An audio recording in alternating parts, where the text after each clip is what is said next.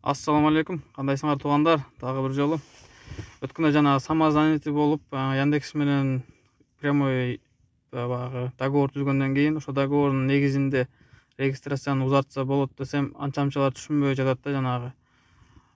Трудовой ошо договор базада болбойт депчи. Бул базада болот, кадимкидей болот. Ал трудовой договор деп айтылбайт, бирок жөн эле договор да, Яндекс менен түзүлгөн договор. Яндекс баягы иш берген адам эмес да, ал менен жөн эле договор түзөсүң, ошо Яндекс аркылуу заказ аласың да, болгон ошол. Ал договор мындай болот. Кандайча базага кирбей турчу, базага кирет. Азыр көргөзүп коеюн эле.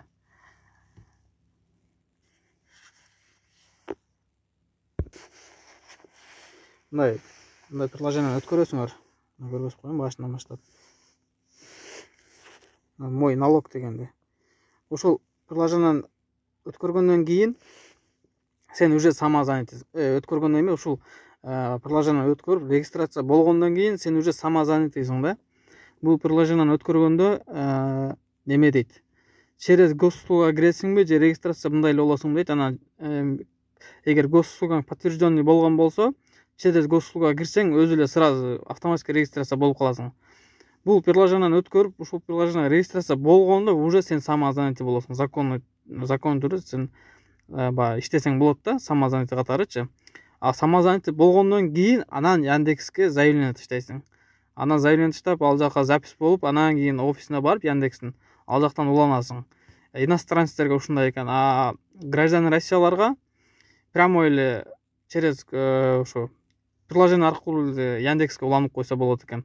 А биз иностранец болгон үчүн биз паспортубуз менен сөзсүз барышыбыз керек экен.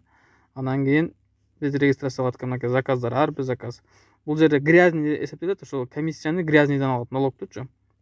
Анан орустардын баягы самозанятыйга өтүшкөндөй элдерди туркуна 10 000 болот. Ошо баягы мисалы өзү 4% алыш керек, физический лицо менен заказ кылган болсоң. А эгер корпоративный заказ болсо, юридический лицо менен заказ кылган болсо, анда 6% налог төлөйсүң. Ошол налогторду ар биринен 1%тен кыскартат. Мына 10 000 берет, бардык адамдарга берет экен 10 000. Пока ушу 10 000 төнгүчөктү 4% эмес 3%тен налог төлөйсүң. Эгер корпоративный заказ болсо 5% төлөйсүң. Ушудан кыскартып турат 1%-нчи. Менде азыр ошо 9333 калыптыр дагычы. Ушинтип неме кыласың. Муну менен күндө иштебейм мен. Көбүнчө парк менен эле иштеп, бул жакта дагы баягы жөн эле тура бербесин деп иштеп коюп атам да. Анан 3 жолу 12 сааттан промокод берди. Ошону иштетип бүттүм уже. Ушундай туугандар. Ошону айтып коеюн дедим эле. Ушул приложение регистрация болгондон кийин сен уже автоматически самозанятый болосуң. Ошого эгер просто бул жанагы трудовой договор ар жерден алып, кыйналып отурбай, ушинтип самозанятый ачып туруп, таксиде иштегендерге оңой да. Самозанятый болуп туруп, комиссия көп төлөп калып, налог көп төлөп калат экенмин десең, ошо кичине анча-мынча иштеп турасың дагы. Атак женеме кыласың жанагы. Парк менен основном иштей бересиң эле. Ушундай туугандар.